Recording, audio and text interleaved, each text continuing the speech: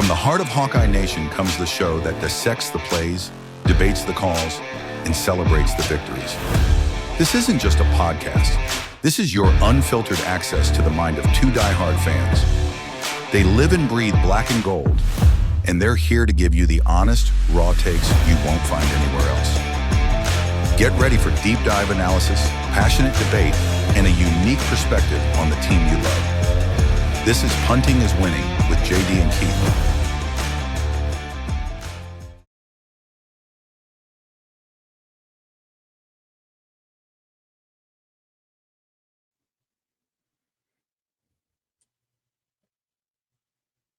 Welcome back, Hawkeye sports fans, to another episode of Punting is Winning, your all Iowa podcast. We are your hosts.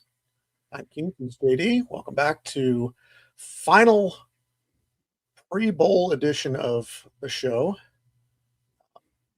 Last one, we're going to really focus on football at this point. And we'll really get started into basketball as the Big Ten schedule really gets into full gear for both men's and women's. I'm sure there will be some transfer portal news that we'll need to talk about relating to football coming up in the next week or two. Yeah, but it'll be mostly basketball related after this. So. Yeah. But let's take care of last week's question of the week. Question of the week last week was, do you think Iowa needs to dip into the portal for a quarterback? And I think the consensus is no. I think they're good with the room that they have now. And I hate using that word room. With the position group that they have.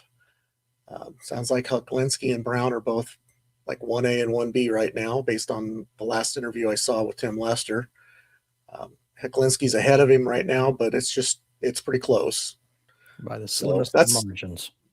And that's good. I would like to see us build something that we don't have to continually bring in a new guy that doesn't really know the offense, and it takes, 3/4 of the year before they really get comfortable in the offense. I want somebody who has been around through spring practice, through a full year, can really take the reins and run with it next year. And I think that's where we're at right now, and I think that's where we need to be. So I would agree with a lot of people when I say we don't need to jump into the portal. I think it's too expensive to jump into the portal for a quarterback at this point. The only thing would be maybe is if you had one fall into your lap from a transfer from a school that lost their core or their coach or something. Maybe not something he's looking for a huge NIL payout. Then I'd say, yeah, maybe you take a chance there. But if you've got to pay, premium dollar for it, no, I don't think you need to do it this year. Yeah, it just comes down to, we talked about this a little bit last week, and I agree 100%. I'd say we roll with what we've got in the room. We coach them up through the winter and the spring into the summer, get them out there, get them doing the reps, get them acclimated with the receivers, and just really concentrate on the passing game, and just only take a quarterback if one falls in your lap, like you said. But I would say let's concentrate our NIL numbers or money with maybe we go with some linebackers, or we go some defensive backs. Although I did notice that Cohen Entringer is going to return. That's great news for Iowa. He's a great player. We like to keep him and have him come back for his last year. Maybe some wide receivers, something to throw the ball to. Those to me seem like the positions that are most deserving and most needed by Iowa for as far as their NIL. I mean, I'm sure there's some good kids. I know Reese Vanderzee will be coming back. He's solid. If we can keep him healthy, the sky's the limit for him. Been hearing some good things out of bowl prep week or 2 weeks. Cam Buffington standing out in bowl prep. Congratulations to the offensive line for the Joe Moore Award. That only comes around. I think last time we got it was what, 16? Yeah, I want to say 2016 was maybe the last time that Iowa received that award. That's a very prestigious award, and congratulations to the Hawk offensive line for that. They deserve it. They really had a good season. As far as we'll get into the bowl game here in a minute, but this leads us into the question of the week for this coming week. And that question is, give us your bowl game prediction for Iowa and Vanderbilt.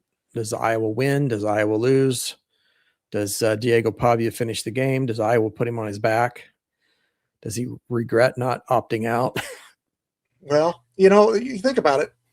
Look what happened last year with Cam Ward. He opted out at halftime. It could happen again. It could. It could. And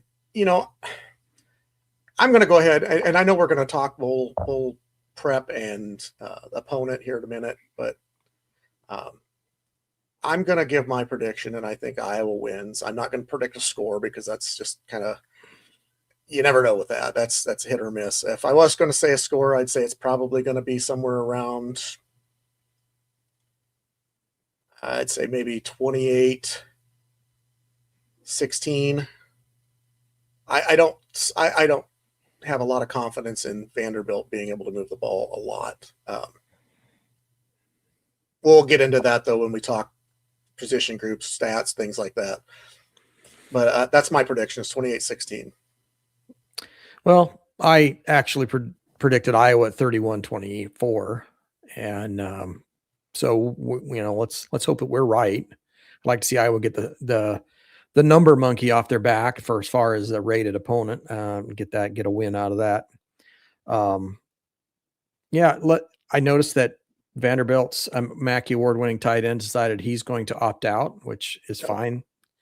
I don't know how much that's going to hurt or help Iowa, hurt Vanderbilt or help Iowa, either one. It's okay. I mean, I guess I'm not going to fault the kid for that. He wants to go out and make money in the NFL, and some freak thing happens in the bowl game and gets hurt, and it could ruin his potential financial situation. So we'll give him a break for that. I noticed none of Iowa's players are opting out. Oh. Kind of a nice thing. Even TJ Hall's be back, I'm hearing. Yeah, I've heard he actually has been practicing. More than likely will be starting. Good. Yeah, well, we need all the help we can get with this Diego Pavia. He's the Heisman runner-up, and from all and everything I'm hearing and from what I've seen, he's got some pretty good skills. So,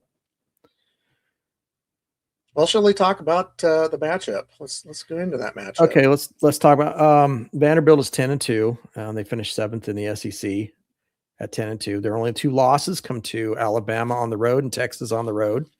So they were undefeated at home, but they were 3-2 on the road.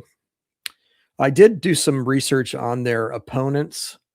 Their opponents came out with a 72-77 record. So they finished with a 48.3% winning percentage on their opponents. So that's not great. It's not terrible, I guess. But yeah. When you go to the other side of the coin and look at Iowa's opponents were 79-69 for a 53.3% winning percentage. So if you go by that, which says a lot when you factor in the fact that UMass didn't win a game. Well, but also you got to add in though that Indiana was 13-0. Yeah, so they kind of canceled each other out. So yeah, no, but Iowa had 7 home games, 5-2 at home and 3-2 on the road. Just if you go by these things, it's hard to really predict anything because, I mean, it's unless there was a common opponent really that you could go back and look at.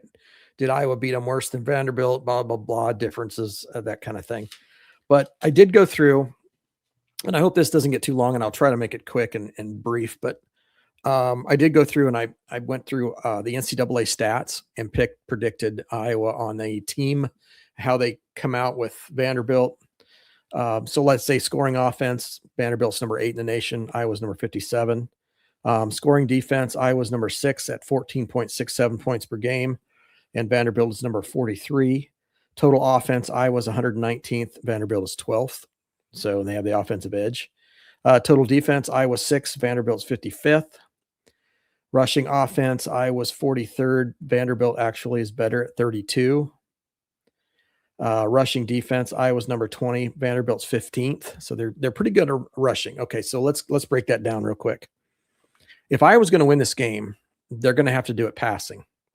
And I'll get to that stat here in a second. The reason I say that is because Vanderbilt does a very good job of shutting down the running game. They are actually better at it than Iowa is, and that's doing pretty good. Passing offense, total offense just in passing only, they're 12th again, and Iowa's 129th. Passing defense, Iowa's number 7, and Vanderbilt is 119th on pass defense.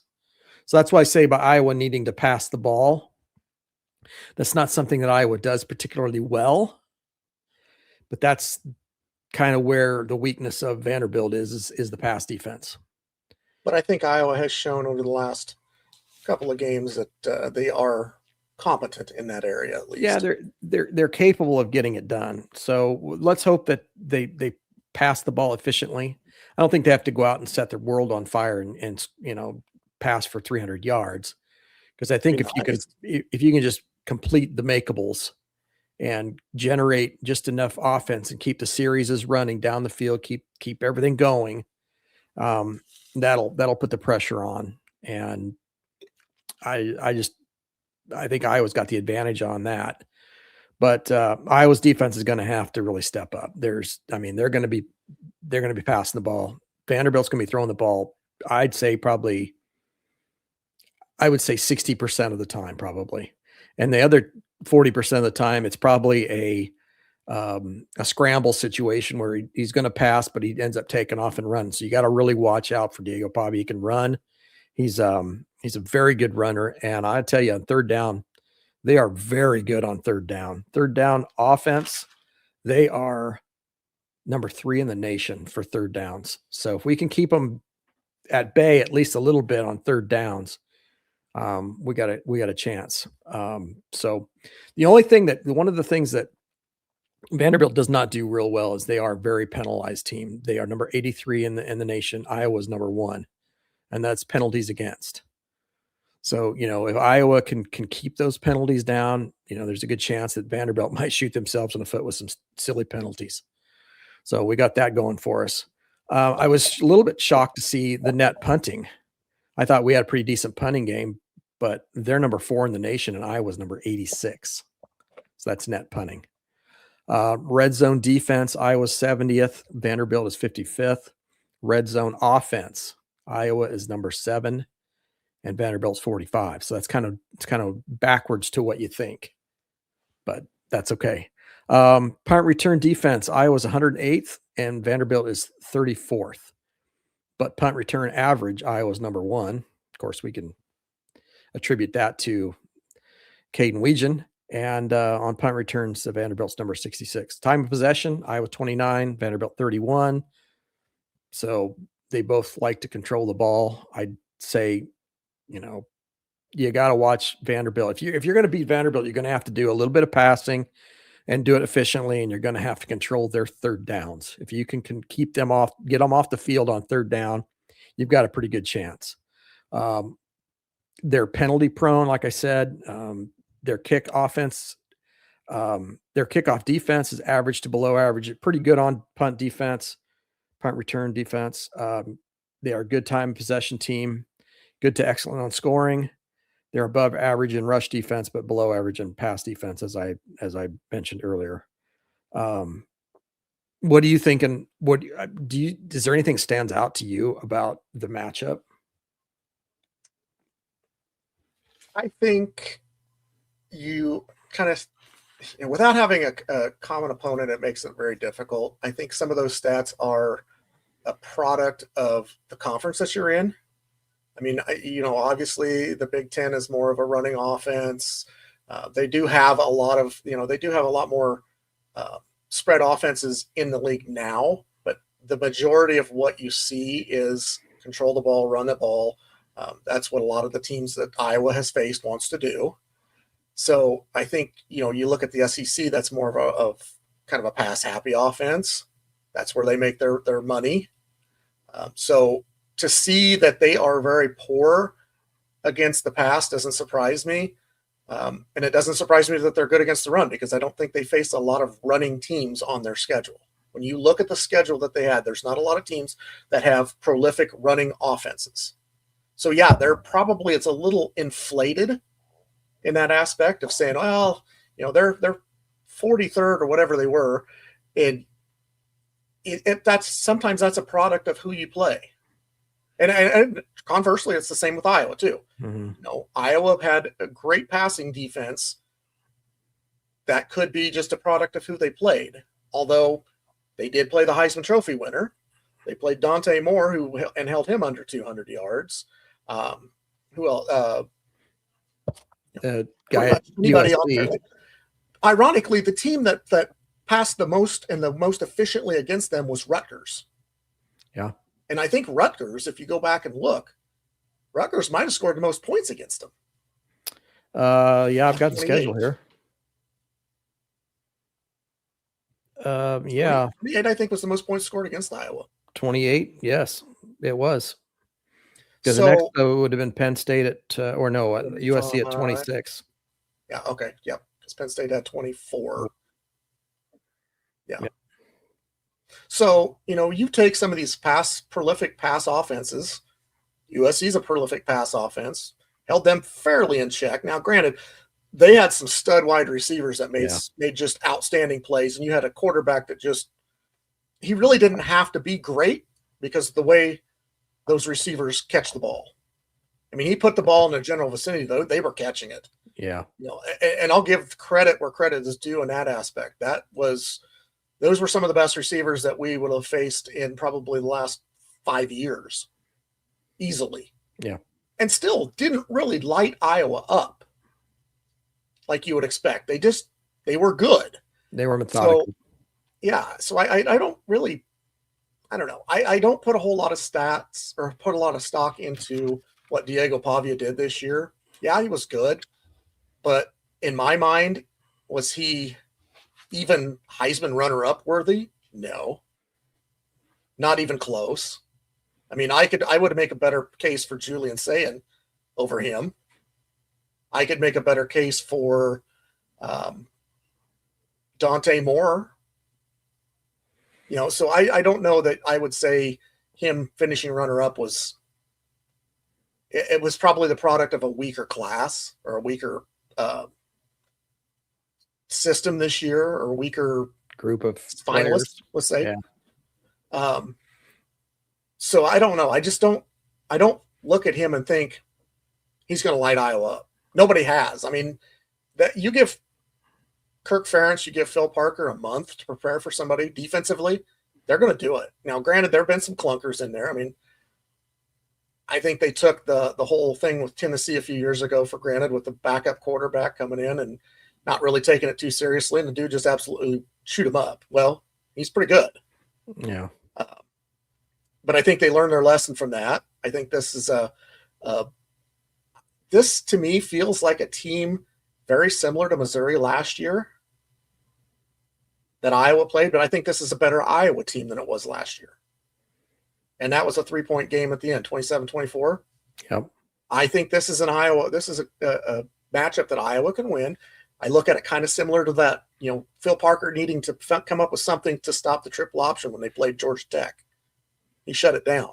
Yeah. I think you give him a month to prepare for this guy, and he'll do it. He knows he knows what's to expect. Now, with that being said, I can also see a situation where, Diego Pavia, who has a tendency of be running his mouth a lot and making a fool of himself, getting into some heads of people that really want to take his head off, that he takes one really good lick, he may say to his coach, yeah, I think I'm going to wait. NFL is more important to me at this point. I'm going to opt out the rest of this game. I'm not going to play. Because that's the type of attitude I see from him. Well, we'll see. Me attitude. We'll see if he's a gamer or if he's one of those kind that wants to quit and not lay a pop on him and see what he does. Yeah. First Take time and be introduced to Mr. Xavier Wampa on the sidelines. Yeah, or Ethan Herkett or Aaron Graves, something like that lands on him hard and give him a good pop. Who knows? He may change his attitude at that point and say, I'm either gonna say the heck with this, I'm out of here, or he's gonna say, okay, game on, let's go. And he's gonna go one of two ways. And he may even have it in his mind already that he's like, you know what? I'll play for half. I'll do like Cam Ward did. I'll play for a half and then I'm opting out. Yeah. And a coach may even know that. Yeah, but he'll never let anybody know that. I mean, No. Why would you? No, it'd be stupid to let somebody know that. Yeah, exactly. Yeah. Anyway, that's my take on it. Yeah, like I said, I think Iowa's there's definitely opportunities for Iowa here. I think if you can throw the ball adequately and just methodically make your way down the field, I think that's what you need to do. I hate to say it. I don't think maybe if they're that bad on passing offense, but I think what you said really is a good point, that it's sometimes your stats are a reflection of who you play. And that could be a very good point that we don't think about when we look at these stats. We just think about how they've done. But, when you're like you said, when you take on a conference, that the conference is more of a passing conference, being in the South where you don't have the wintry days and the cold, and that you don't throw the ball and you don't play as good a defense as they do in the Big Ten. It's easier to have inflated stats to some degree. So I think that's a good point you made. To jump on that a little bit more, think about the fact that, some of Iowa's stats, especially offensively, are down, but yet the production is still there. It's because they're starting with shorter fields. They don't get the yardage that a lot of these teams are getting because you've got such a good return specialist. You've got such a good defense that puts you in a good position in shorter fields. So I kind of want to say, in a lot of places, you want to throw stats out and you just want to use your eyes and say, what are you seeing? Do you really foresee Iowa as being the 119th ranked offense? No, I don't. But statistically, they may be, because some of their drives are only 40 yards or 35 yards because their defense or their special teams has put them in such a good position that they have short drives. And it doesn't reflect on their stat sheet. It's like you said, stats don't always tell the story of the games. And I think in this case, I don't think it tells the story of the season. What you really need to look at is scoring. And that's the tail of the tape. If you can run up and down the field all day long, but if you're only kicking field goals or you're coming up short on red zone offense and you're not scoring, you can have inflated stats. But if you look at, you may be number one passing offense, but you may be 63rd in scoring offense. Yeah. If you're not getting it done in down where it needs to be done and on red zone. Best example I can give you is final game against Nebraska. How many yards did Emmett Johnson have in the first half? 173 yards against Iowa on the ground. What was the score at halftime? It was 24-16. Yeah, so, and he didn't do much after that. No, and so his stats were, I tried to tell my oldest one day, I said, think about, you need to go back and look at like Troy Davis and Darren Davis at Iowa State. Those guys had incredible stats on teams that were getting blown out by 40. Yeah. Because they were always getting beat by that much. So those guys were just running the ball all the time. Because then what the heck? What else you got to do? You got a 2-10 team. Let him run the ball. It was their best offense. Yeah. Couldn't throw it. So that's a case where, the stats don't reflect how good the team is or how bad the team is. Yeah. Yeah. So. Reliaquest Bowl is Wednesday.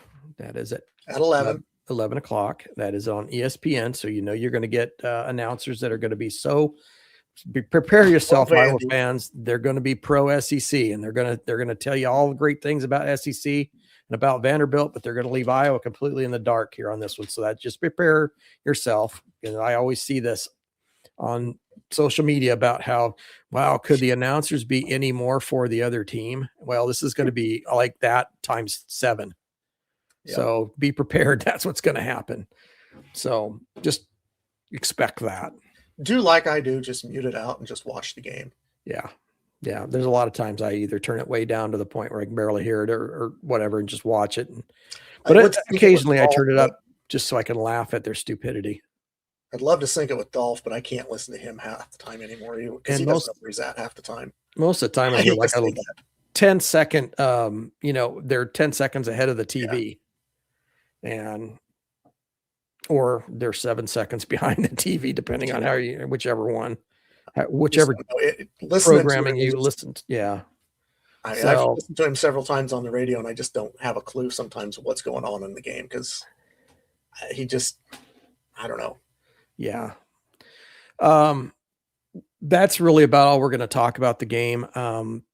We're just, we're going to put our fingers together and cross our fingers and hope for a Hawkeye win and get that monkey off our back for beating a ranked opponent. And because we have it for a long time, and we're going to get that done. I hope this time. And we're going to beat the Heisman Trophy runner up and also shut those SEC people up.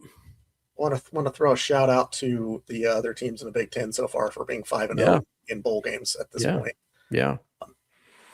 And props to Penn State for turning their season around when they were 3-6. Certainly not the season they anticipated, but finished on a high note and, represented the conference well in that game. Beat the Clemson team that wasn't very good, but handled them. Yeah. Going to go off script here a little bit. You reminded me of something when you were talking about Penn State, and my thought was right back to Matt Campbell. And what are your thoughts on the absolute exodus of players from Iowa State? Well, I just saw that they now only have 16 players left from their roster. Yeah, I think Iowa's going to be able to handle them for the next several years. I think Drake could handle them. At this point, yeah. We'll see what this new coach does. Drake's pretty good. We'll see what this new coach does, but I feel he's going to probably bring quite a few guys from Washington State. But was Washington State very good last year or this year? I mean, they did go to a bowl, I thought. They finished 7-6. Yeah. Well, if they're anything like the Washington State teams that I've seen in the past, they throw the ball pretty prolifically. So that's something Iowa's going to have to kind of watch out for. It was a Washington State team that only lost by 3 to Ole Miss. Oh, that's true. So at Ole Miss. Yeah. Oh. So that either tells you that Washington State was a little better than thought. They played a really good game, or that Ole Miss really isn't as good as they think they are, or they just played a bad game. Who knows? We'll see how good Ole Miss is coming up here. We'll the playoff is going to be interesting. Everything so far has been kind of, I don't know. It's kind of gone kind of according as what I thought it would. I kind of wondered if maybe Texas A&M would beat Miami, but they didn't. That was one of the more, I don't know, I call it boring, but. Oh, I tell you what, don't ever talk about Big Ten West without referencing that game. Yeah. I mean, that was worse than any Big Ten West game ever was. I mean, that's almost to the point where for a playoff game, that was almost worse than Iowa South Dakota State a few years back when it finished 7-3. Yeah. Yeah, so, that one was a little on the, I think I slept through part of it. Clunker side. That's okay. Yeah. Well, all the rest of them I think will be good. You got Alabama and Indiana playing. I think that, what is that? I hope Indiana rolls them. Is that New Year's Eve? I think it is. That's Wednesday night, isn't it? New Year's Day. Oh, is it New Year's? Oh, no, it's the Rose Bowl. Yeah, I think that's the reason why Iowa's playing on New Year's Eve now, is because of the playoffs being on New Year's Day. But I thought somebody played a playoff game the night before New Year's Eve. They could. Oh, they could. I don't know if they do or not. I don't. Do I need to look back? I didn't pay attention to when the games were. I think I always thought they were on that. Yeah. Miami and Ohio State are at 6:30 on Friday night. I'm sorry, 31st. Wednesday night. And then Oregon and Texas A&M at 11. No. January 1st. Texas A&M, no. Texas Oregon, A&M, Texas Tech. Texas Tech. There you go. I say A&M. Sorry, Texas Tech. Ole Miss and Georgia is at 7. So there's your, and then also Alabama and Indiana at 3:00. I think the most intriguing game to watch out of that bunch is probably going to be that Texas Tech. Yeah, I agree. That's the one I'm really going to be focused on. That and Alabama, Indiana. I think Indiana's head and shoulders above Alabama this year, so I really hope they show it, and I hope they do too. Roll them by 3 or 4 touchdowns. It would be awesome, and I'm hoping it happens, and I don't know if it will, but I'm hoping it happens, that you have an all Big Ten final. It almost happened last year, but Penn State couldn't get it done. I would enjoy it. I'd love to see a Indiana Ohio State rematch or Indiana Oregon rematch. Yeah. I would love it. I would sign up for that every day, all day. Yeah. So. Just to say, you SEC people can suck it. Yeah, you can. Yeah. Well, let's move on to basketball real quick. Cover that. And, You got Iowa women played one game this week. That was yesterday. Win over Penn State 99-76. Ava Heiden led Iowa with 27 points, 9 rebounds. Jordan Houston had a double-double with 11 points, 11 rebounds. And Chit Chat Wright contributed 16 points, 3 boards, and 6 assists. Not much to say about this game. I thought Iowa pretty much handled business as they were expected to. Was a home game. They scored almost 30 points in the first. Did they score 30 points? 29 in the first quarter. That's pretty good. Anytime you get close to 30 in a quarter, you're doing really well. Yep. So I don't. You can't take much. I don't think Penn State's very good. They haven't been typically good lately. In the last 5 years, they have not been great. They did used to have a pretty good team prior to Caitlin Clark era. They were actually decent. But this year they've not been great. I think they were 7-5 going in, or maybe they were 7-5 going out. I'm not sure. They're 7-5 going in. Okay. So they're 7-6 now, but things are really going to ramp up for the girls when they have Nebraska on Thursday. Nebraska did take their first loss today against USC. So and it was at Nebraska. So maybe a little bit of Nebraska's schedule being a little bit telling. I think their best team that they played was it Creighton, maybe? Possibly. On the off season before conference. I know they won their first conference game. It was probably somebody, was Wisconsin or somebody like that. Moving on from that, they do play, like I said, Thursday, and that is against, that's Nebraska on BTN at 1 p.m.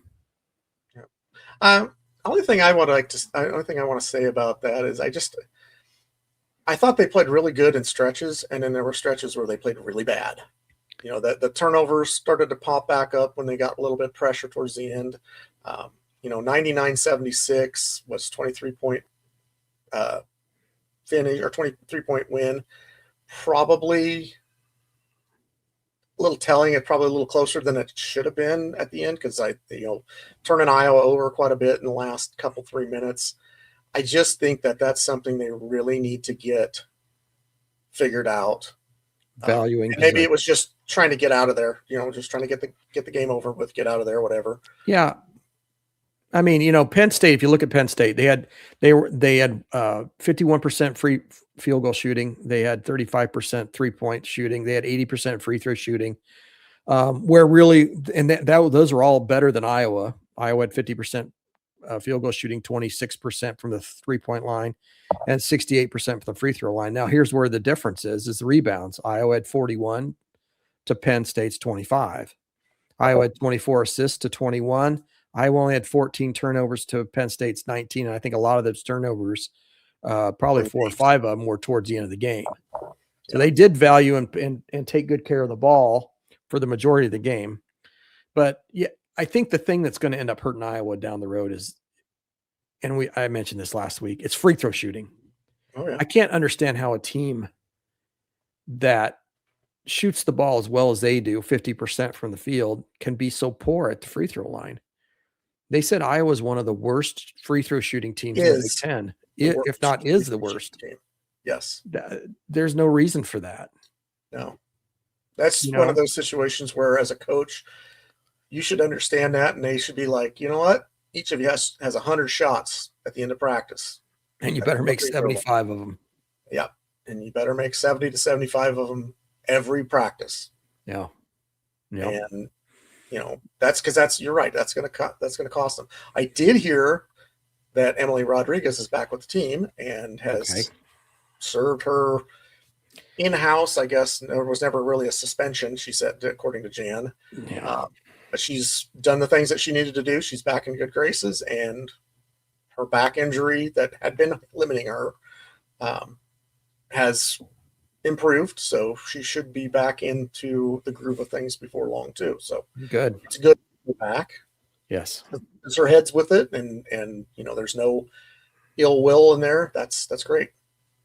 Yeah. I mean, we're going to need her going forward. It's a long conference season. There's a lot of good teams in that conference, and you're going to need everybody you can get.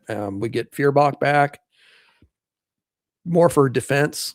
She's a really good defender and creates turnovers and causes a lot of problems on the defensive end for the opponent. We'll get her back, get everybody healthy. They can make a run. They can be good. I still think they're a shoe-in for the tournament. I don't think there's ever any issue with that, as long as they don't go on a long losing streak. And they should remain in the top 25 throughout the year, I would say. Yeah. I would think. Well, right now they're 14th after dropping 3 spots after the UConn loss, which, hey, wow, UConn is just that much better. You see the discrepancy between number 1 UConn and even number 11 Iowa at the time. It's night and day difference. Before we jump to the men's side, I want to ask you one real quick question. Okay. Taylor Strimlow, if you had to compare her to a previous Iowa player, who would you compare her to? Who would you say she most reminds you of? From a playing standpoint? Yeah. Sydney Falter, maybe. Absolutely. That's exactly what I was thinking. She's like this year, this team's Sydney Falter. Yeah. Does the dirty work and she's solid. I heard somebody talking about Gabby Marshall, and I'm like, nah, I don't see that. She's not a Gabby was an elite defender also. Not only she could hit threes, but she was an elite defender, and I don't see Taylor Strimlow being an elite defender at this point. She's decent. And I don't think Gabby Marshall was until she was a senior. Well, she was pretty good. But yeah, no, I'd say definitely Sydney Falter, is kind of a gritty player that just always seems to come up with the ball when you need to. And in the right place. Will make enough shots that you got to defend her. So yeah, Sydney probably is. Okay. I was just curious because that's kind of the comparison I had in my mind too, and wondered if I was just off on a tangent thinking incorrectly, but that's good to hear that somebody else thinks the same I feel thing like there. that. I feel like that. Yeah, absolutely. Other than that, I think Ava Heiden is coming into her own. Sometimes I wonder about the passes down low to the post are a little bit. Do you call them lackadaisical, or do you just call them kind of like, are they seeing something that's not necessarily there? Because I noticed there was a couple of passes, and I know Taylor Strimlow was one of them early that she just threw a ball, and there was nobody there. I don't know if she just thought that they were going to break open and just stopped, or yeah, I don't know. I don't know. Something's going on there, but they need to get that figured out. Value of the possessions. You're going to need those going forward when you're playing the teams like USC and UCLA and Maryland, Indiana, even Nebraska coming up. You're going to need to really value those possession. Turnovers will get you killed and get you a loss every time. So yeah, but off to a good start. Only two losses to UConn and Iowa State, both on the road. Although the UConn's not a true road game, but the Iowa State one was. Yeah. Not bad. Those, I mean, you can live with that. You can live with that. When I looked at the schedule early on, I kind of thought, yeah, Iowa State's pretty good. Potentially we could sneak one out of there, but we didn't. UConn, I just looked at that as a loss. I think a lot of people might have looked at Baylor as a loss too, though. Yeah, I don't think. Yeah, you find out now that number 7 Baylor, when Iowa played number 7 Baylor at the time, you find out now that Baylor's not what they. They're not number 7. Yeah. They were definitely not number 7. But that's what happens when you rank them early. They're fun group to watch play. Be happy when Emily gets back and they can kind of roll like they did early in the season. So I think she adds a little something to not only the ball handling, but there's some shooting there that maybe is a little bit missed. So we get her back, get everybody playing together, and yeah, we could make some noise. Well, speaking of making noise, let's move over to the men's side. They've been making some noise by putting a lot of points on the board. Yeah, we just got done watching. We actually, just before we came on, we watched the Iowa men play UMass-Lowell. That was a 90-62 win. Bennett Sturtz led Iowa 22 points, 8 assists. Cam Manio 14 points, 9 rebounds. Iowa shot 58.2% from the field, 28.6% from behind the three-point line, 91.7% from the free throw line, which was really nice to see. They had 7 turnovers. We had 54 points in the paint. So really, did you just have the one missed free throw from Yurok? I think 2. Okay. I think they were like 21 of 23, something like that. So we'll get this out of the way. The next game is Saturday. They host UCLA. It's a 5 p.m. start, and that is on Peacock. So anybody that doesn't have Peacock, I guess you're not going to get to watch the game unless you subscribe to it. But we talk about the men's team. You know, I was sitting here when we were watching the game. The wife and I were sitting in our chairs next to each other watching the game. And she says to me, she says, wow, this is so much more fun to watch than last year's team. She says, even last year's team was up and down the court, and it was very, very busy all the time, running back and forth and this and that. She says, but I enjoy this team a lot more. I'm just enjoying the way they play. And I said, the only difference is that they're mixing in defense this time. I've never seen a team that had been coached previous to Ben McCollum that just looked at defense as an afterthought. And Iowa is, Ben came in basically saying, if you don't want to play defense, you're not going to play for me. So you got to figure that out. And the kids have bought in. They're playing defense and they're winning games. And their only 2 losses, both on the road to really good teams, ranked teams. I'll be interested in just to see. I'm cautiously optimistic. I know there's some really good games, good teams on their schedule this year. I think Big Ten is deep this year, like it always is. It's probably even more deep than this year than normal. I don't think there's any nights you can take off and say, this is an easy win. Maybe a Rutgers. I don't know. Maybe Rutgers might be one of the worst teams. Minnesota, perhaps. But I mean, you really can't. I don't know if you could take that off because they beat Illinois. No, Indiana. Well, they beat Indiana. I'm not sold on Indiana yet either. So, and I mean, look at Nebraska. They beat Illinois, and Nebraska hasn't even lost this year yet. So, I mean, it's kind of bizarro world a little bit to some degree. That there's going to be like Michigan. Look at Michigan; they look like world beaters at this point. And they do play Maryland twice. I said something earlier on one of the earlier podcasts. We only play 2 teams twice, but we actually play Maryland twice, Purdue twice, and Nebraska twice. Yeah. Unfortunately, we play Nebraska twice. Well, by the time the Nebraska games roll around late, that may be a demoralized team because they've lost a few and been brought back down to earth. Let's put it that way. Not to say they're necessarily demoralized. I think there's a good team. Don't get me wrong, and I think they're well coached. But I think again they could be a product of their schedule too. And that's not to say that Iowa's not either. Yeah, Iowa's got an 11-2 record, but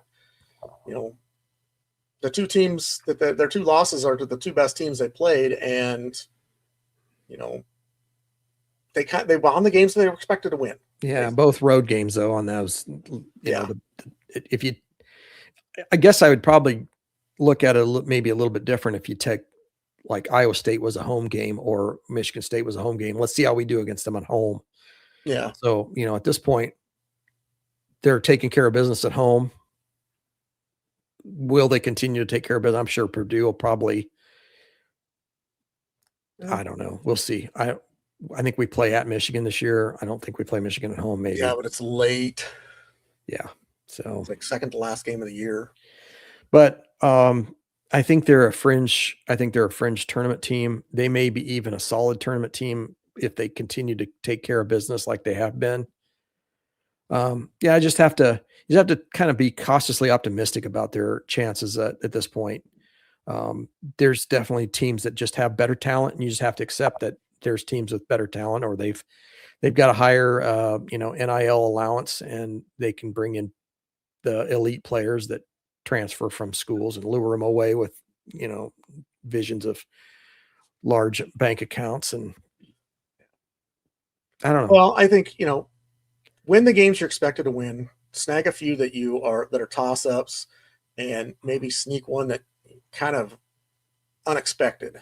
Yeah. And you can say that you've had a pretty good season, because I think if you do that, you're looking at a 22, 23 win team. It'd be awful hard to keep them out, especially as well as the computers love them.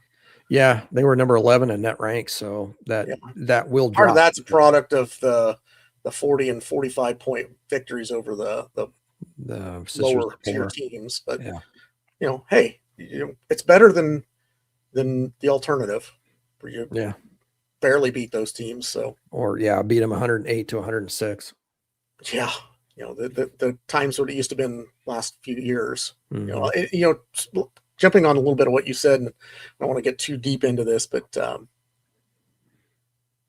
Fran's teams up and down, frenetic pace, high scoring teams. This team isn't that far off from what Fran's scoring pace was. And they play a heck of a lot slower. And part of it is, like you said, the defense, but a lot of it is quality of the shot. I think Fran's philosophy, and it was instilled in those guys' mind, was you get the most points off of the shots you take within the first 10 seconds of the shot clock. Because the more you have to work the clock, the harder it gets to score. And I think that was his philosophy. And so those guys were going down there, putting up shots early that maybe weren't the best shot, but it was probably the best shot they were going to get that possession. And this team is doing just the opposite. They're using the shot clock to their advantage. They're getting those pick and roll opportunities. They are spreading the ball around, and they're getting the absolute best shot you can have. Now, that's not to say that there wasn't some times today where I was like, what are you doing? Why are you shooting that? That's a 28-point win, and it wasn't even really should have been that close. Yeah. There were times that they just looked like they were just trying to get through the game and get out of there. They did kind of lose. It felt like they lost their defensive intensity. They're about probably 3/4 of the way through the first half. Towards the end of that first half, they kind of fell apart a little bit. Turn it back on and then turn it back off again in the last 5 or 6 minutes of the game. Yeah. Yeah. So they just need to not take the foot off the gas. Just consistently. Just keep the foot down. Don't look back. Yep. But no, everybody's playing well. I really like Isaiah Howard playing off the bench. I like Cale Combs. Varo Figueres really playing well. I really like Tate Sage. I think he's got a terrific upside. He's going to be great in a couple of years. He's good now, but he's really going to be good. Even Trevin Urach has got a potential to be decent. Now he needs to do that. And and even Tate Sage against quality competition. Yeah. When you're playing up against the Illinois and the Purdue's and the Michigans of the world, you've got to be able to do something there. You can't just fold. But I do like the fact that the team is balanced across the board. There's not, Bennett Sturts is kind of your straw that stirs the drink, so to speak, and as your point guy, he's your high point scorer on your team. Mm-hmm. But after that, it's a lot of guys that are potentially between that 8 and 14 point range. And that shows that, there's a lot of balance there, that if one guy has a bad game, somebody else is picking him up. Right. And I like seeing that, where it's, previous years you'd have had 2 outstanding scorers and the rest of them were very, very role players. Did it seem to you like today there was a concerted effort before the game started that they were going to work the ball through the paint and they weren't going to take a lot of 3-pointers? Yeah. It kind of seemed like it was like, hey guys, no 3-pointers this first half unless we have to. Let's work the ball down. Let's work on our post offense. Let's work on our actual offense. Let's don't take a haphazard 3-pointer, because if you're getting low in the shot clock, then yes, that's fine. But it seemed like they were just making a concerted effort to really work it down low. Yeah. And that's one The one thing, if I had a complaint about this team, the one thing I might have a complaint about is there are times where they are too unselfish. Yeah. A Cooper Koch is a great example of that, where he's turning down a really good shot to try to get somebody a better shot, and ends up being a turnover. He needs to just pull the trigger on some of those sometimes. Yeah. But if that's the worst complaint I have, is that they're too unselfish, I guess I can live with that. Yeah. Other than that, I guess I don't have a lot. Like I said, they play UCLA at 5 o'clock on Saturday in Peacock. For all those that didn't catch it the first time, I'm excited for the team. I'm excited for the bowl game. I'm anxious to see how Iowa stacks up against this incredible offense that the Vanderbilt's supposed to have, and I just know that they need to contain him. Diego Pavia, he does run the ball well when he's flushed, or sometimes on plays where they are actually, highlight him to run, quarterback keepers and draws, that kind of thing. So, I'm excited to see how Iowa does. And I'm also excited to see if he decides to play the whole game or not. Yeah. I could see him taking a really good hit sometime in the first half and just saying, yeah, I'm done. I'm not going to risk this. Yeah, it's not worth it. I've got guaranteed money to play on Sundays. I don't want to get myself irreparably damaged. And I think he's run his mouth enough that there are probably some that would like to take his head off. Yeah, break a few ribs. Yeah. Yeah. So he better be prepared for some hard hitting, I think. Yeah. And Iowa's a good hard hitting team. Yep. They are not going to take they may not be the best tacklers at times, but they're not going to take a play off. And it's not going to take a whole lot of motivation to get them a little bit more up than normal. And I think he could provide that with his attitude. So, yep.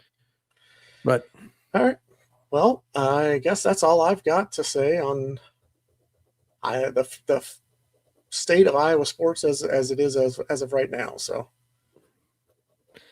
I'm excited to see what the transfer portal has in store for not only who's going to leave, but also who are we going to get in the transfer portal. So I know that Iowa will be a little bit. I know that they're going to play it around in a little bit and see what they can come up with, but I just hope they focus on quality, not quantity.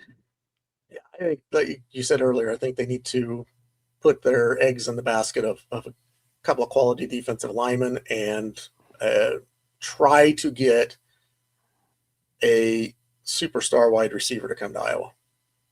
Not to say that we, compare a superstar wide receiver with role-playing wide receivers like a Reese Vanderzee, who could be in his own right a star. And then, who we have coming back after that, Dayton Howard, Jared Bowie, they don't have the transfer Smith, portal. KJ Parker. Yeah. Let those guys flow into the offense where you've got somebody that really takes a little bit of the pressure off of them. Because Iowa hasn't had a wide receiver to take the pressure off of everybody else. And if they could get that would open up the barn doors, I think. And that would just make things look so much better to an Iowa fan, I guess. And I don't want to go off on a weird tangent here, but I think too that Iowa needs to consider throwing the ball more just so they can get people to be interested in coming to Iowa, because, you've got this, let's say you've got an elite quarterback, or you've got a good quarterback and an elite wide receiver. The wide receiver is looking at Iowa's offense over the last 5 years and saying, why in the world would I want to come here? They don't throw the ball to you. I'm out there running routes and never get the ball thrown to me. I'm not going to. Yeah. So they need to concentrate on, if they have any, desire for having a future with wide receivers and being able to throw the ball down the field, you've got to start making that decision and saying, we need a concerted effort to stop scratching where it itches and actually start throwing the ball, even if it's in blowout situations where we need to throw the ball. You don't like it, stop it. Last thing I'll say on it is I think this is the make it or break it year for Tim Lester, year 3, and show what Now you've had a chance to get a couple of your guys in there. You've got a quarterback that's been through the system for 2 years now. Now, if we still stink up the joint, maybe it is just a product of it's never going to happen. I don't know. Mm-hmm. We'll see. I think it'll be different next year. Yeah, well, I hope so. I just, it gets so frustrating to sit there and not have the wide receivers catching passes. It just, it's like they don't even try to, I don't know, just their hands are stoned because they've been blocking so much. It's frustrating. It's just, that's what it is. Frustrating. Well, we'll have to wait and see. So maybe we'll get surprised in the bowl game and they'll come out and show us what next year's going to look like to an extent. Well, that would be nice and surprising. Well, that's all I've got. Let's wrap it up on that. As usual, give us a like or thumbs up on these videos. Subscribe if you haven't already subscribed. Check us out on our social medias. We do put our question of the week out on our Facebook page as well. We do put our links out on Twitter or X or whatever you want to call it. And we do have this podcast on Spotify as well if you want to listen to it sometime. Either in your car instead of having it on YouTube. You can always listen to it there. We enjoy doing this. We love having the listenership. We hope everybody enjoys the commentary that we have and the insight that we bring. And other than that, I hope that everybody has a safe and happy New Year, and we can enjoy celebrating our New Year's Eve with a Hawkeye win and kicking off the new year in style. That'd be great. So, all right, with that, let's get out of here on a Go Hawks, and Happy New Year to everybody. Go Hawks. Go Hawks.